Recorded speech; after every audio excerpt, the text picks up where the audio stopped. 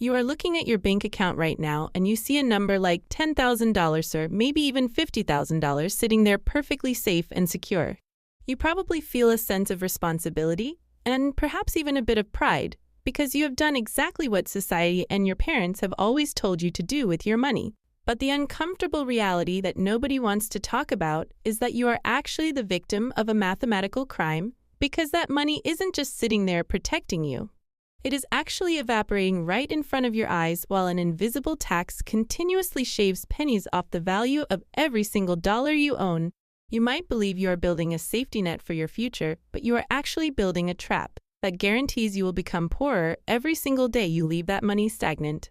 By the time we finish this conversation, I am going to show you why your emergency fund might actually be your biggest financial liability, and we are going to deconstruct the banking system that profits off your fear so you can finally stop losing purchasing power.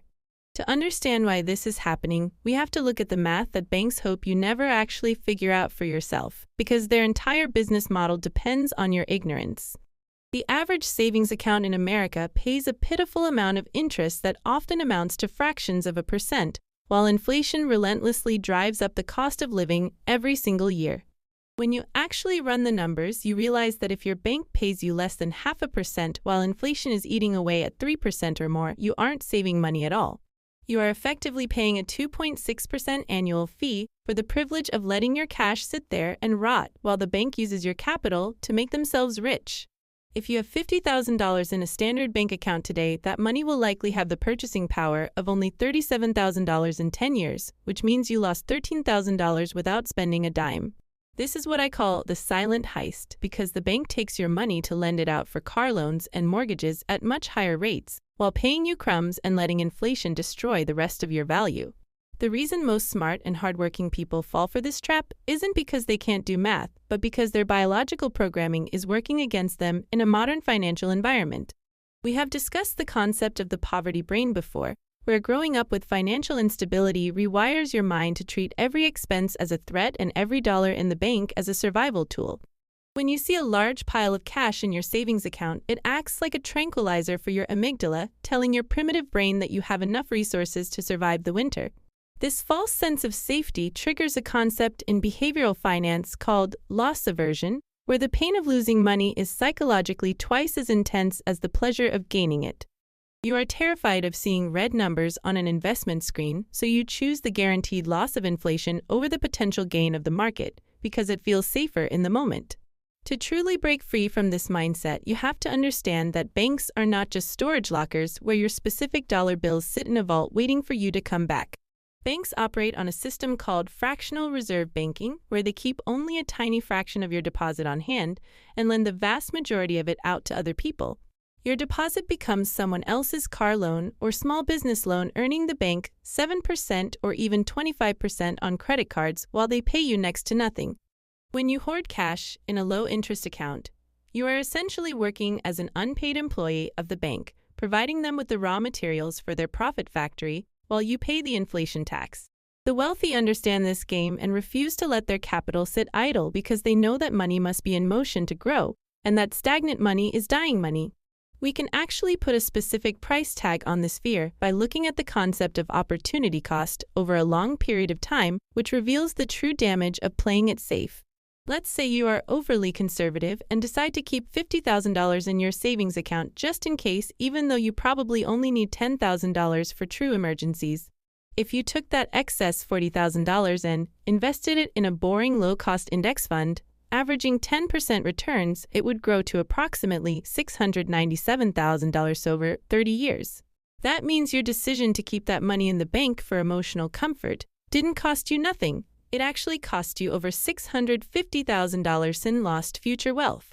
You are effectively paying the bank hundreds of thousands of dollars over your lifetime to babysit money that you didn't even need to touch, which is the most expensive insurance policy you could possibly buy. One of the biggest reasons people fall into this expensive trap is that they have a terrible definition of what actually constitutes a financial emergency. Most people treat their savings account like a slush fund, where they see money sitting there and think they can afford a vacation or a new couch just because the balance is high. We need to redraw the lines because a roof replacement in 5 years is not an emergency. It is a planned capital expenditure that you should be saving for specifically in a different bucket. Your emergency fund is not a fun fund for lifestyle upgrades. It is financial insurance designed to prevent you from selling your assets at the wrong time. Liquidity is oxygen because when the market crashes and you lose your job simultaneously, the person with no cash has to sell their stocks at the bottom to pay rent, which destroys their wealth permanently.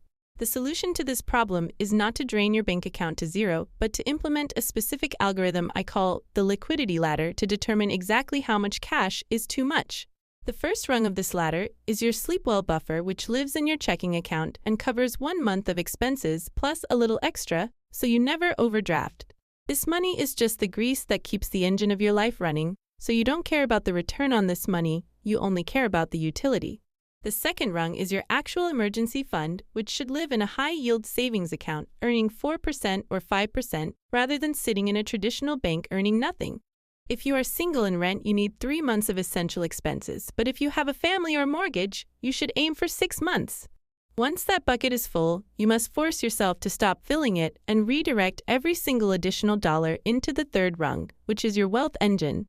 This is where the magic happens because every dollar that comes in after your emergency fund is full gets deployed into tax-advantaged retirement accounts or taxable brokerage accounts. This money buys assets like index funds and real estate that allow you to own a piece of the global economy and actually fight back against inflation. If you are sitting on a large pile of cash right now and feel terrified to dump it all into the market at once, you can use a strategy called dollar cost averaging to mitigate that fear. You can divide your excess cash into 6 chunks and set up an automatic transfer to move 1 chunk into the market on the first of every month for the next 6 months. This approach works because it removes the emotion from the decision and turns market volatility into a psychological advantage rather than a source of stress. If the market drops after your first contribution, you actually cheer because next month your automatic transfer will buy more shares at a discount, which lowers your average cost basis. You have to understand that if you are young, your biggest risk isn't the stock market going down temporarily. It is running out of money in old age because you played it too safe. The stock market has historically returned about 10% annually, while inflation runs at 3%, which gives you a 7% real return that builds wealth. Cash returns almost nothing, which means the difference between holding cash and holding assets is the difference between retiring in comfort and working until you die. Executing this strategy requires you to shift your identity from being a saver to being a capital allocator who views every dollar as an employee. If an employee is sleeping on the job by sitting in your checking account, you need to fire them and move them to a department where they have to work, which is your investment portfolio. You need to calculate your monthly burn rate by looking at your last few months of spending and then multiply that by 6 to define your absolute cash cap. If you have any money above that specific number, it is lazy money that needs to be deployed into assets immediately, or it is simply losing value. You must automate this entire process so that once your checking account hits a certain level, everything else sweeps into investments without you having to make a decision. The uncomfortable truth is that comfort is expensive, and keeping all your money in the bank is a tax you are paying to your own anxiety. You have to get comfortable with being uncomfortable and get used to seeing your net worth fluctuate because that is the price of admission for building real wealth. The safety trap lures you in with the promise of security, but it delivers poverty by letting inflation eat the value of your labor from the inside out. Real financial freedom does not come from a pile of stagnant cash. It comes from assets that work harder than you do. So you need to cap your cash and invest the rest. Your future self is counting on the decision you make right now, so do not let them down by choosing the easy path today that leads to a hard life tomorrow. But let's go even deeper into why this mindset shift is so difficult for so many people who have been raised to believe that cash is king. When you look at the wealthiest people in the world, you will notice that they hold very little of their net worth in actual cash, because they understand the concept of velocity of money.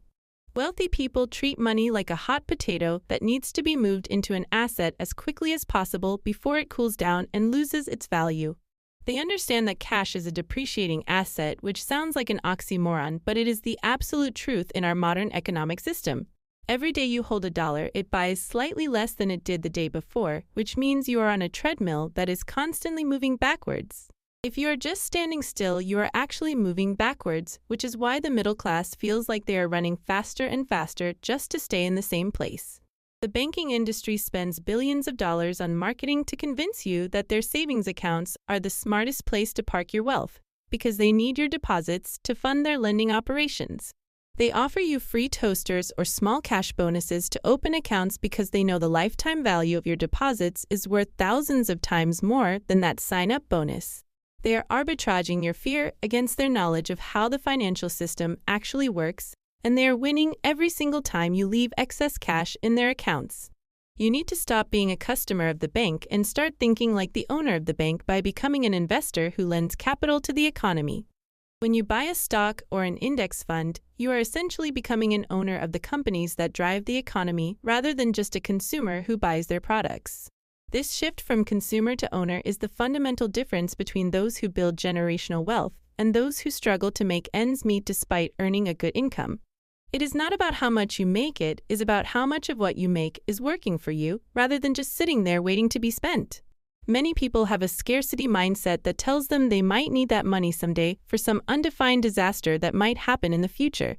While it is true that disasters happen, the vast majority of financial emergencies can be covered by that 3 to 6 month buffer we discussed earlier. Keeping $50,000 or $100,000 in cash for a disaster that might cost $5,000 is an incredibly inefficient use of your resources. It is like wearing a full suit of armor every single day just in case someone throws a pebble at you. We also need to address the psychological comfort that comes from seeing a big number in your bank account versus seeing that number in an investment account. When the market is volatile and your investment account balance drops by 10% or 20%, it can feel like you are losing real money, which triggers that panic response we talked about. However, you have to realize that the stability of your bank account balance is an illusion because while the number stays the same, the value of what that number can buy is dropping. In the investment account, the number might fluctuate wildly in the short term, but the purchasing power is growing over the long term. You have to train your brain to look past the volatility and focus on the long-term trend, which has always been up for the U.S. stock market. Furthermore, you need to consider the impact of taxes on your savings strategy, which is another area where the wealthy have a massive advantage over the average saver. Interest income from savings accounts is taxed at your ordinary income tax rate, which is the highest tax rate you pay. Capital gains from investments held for more than a year are taxed at a much lower rate, which means you get to keep more of what you earn. By keeping your money in savings, you are subjecting yourself to the highest possible taxes on the lowest possible returns, which is a recipe for financial stagnation. Moving your money into investments not only increases your potential returns, but also improves your tax efficiency, which accelerates your wealth building even further. Another critical aspect of escaping the safety trap is understanding the difference between saving for a specific goal and hoarding money out of fear. If you are saving for a down payment on a house that you plan to buy in 2 years, then keeping that money in cash or a high-yield savings account makes perfect sense because you need the principal to be safe. However, if you are hoarding money with no specific timeline or purpose, just because it feels good to have it there, you are falling victim to the trap. You need to give every dollar a job and a timeline so you know exactly where it belongs. Money that you need in the next 12 months belongs in cash, but money that you won't touch for 10 years belongs in the market. It is also important to recognize that inflation isn't just about the price of milk and bread going up. It is about the cost of your future freedom increasing.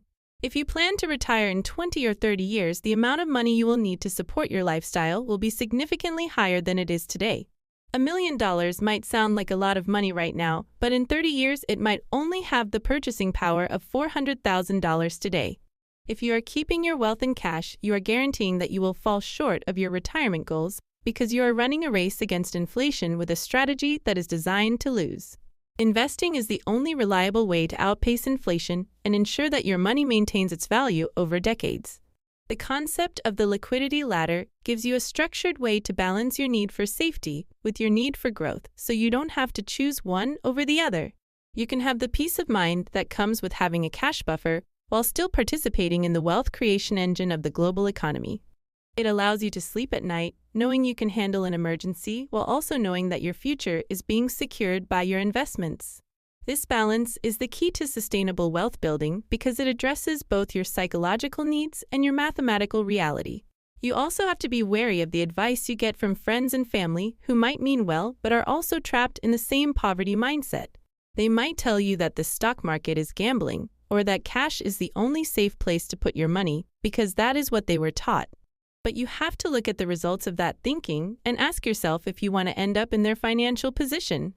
If you want different results, you have to do something different, which means breaking away from the herd and making decisions based on data rather than fear. The transition from a saver to an investor is a journey that requires education and discipline, but it is the most rewarding journey you can take for your financial health. You start by building that foundation of safety with your emergency fund, and then you systematically build your wealth on top of it. You don't have to be a genius to do this. You just have to be consistent and willing to tolerate a little bit of short-term volatility for long-term gain. The market will go up and the market will go down, but over the long run, it has always rewarded those who stay the course. Think about the legacy you want to leave for your family and the example you want to set for your children regarding money. Do you want to teach them to live in fear and hoard their resources, or do you want to teach them to be smart allocators of capital who understand how to make money work for them? Breaking the cycle of the safety trap isn't just about your bank account. It is about changing the financial trajectory of your entire family tree.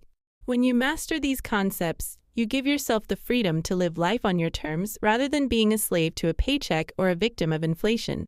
So take a hard look at your finances today and ask yourself if you are truly saving or if you are just slowly losing money. Calculate your real burn rate to find your emergency fund cap and start moving that lazy money into productive assets.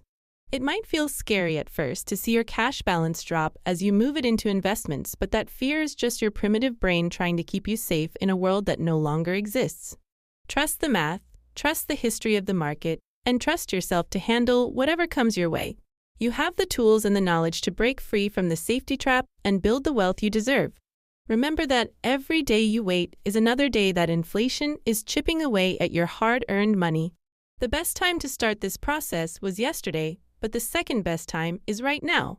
Do not let the paralysis of analysis keep you from taking action, because the cost of inaction is far higher than the risk of investing. You are capable of managing your wealth and securing your future, but you have to take the first step. Move that money, automate your investments, and stop paying the fear tax that is keeping you from your potential. Your financial freedom is waiting on the other side of that fear.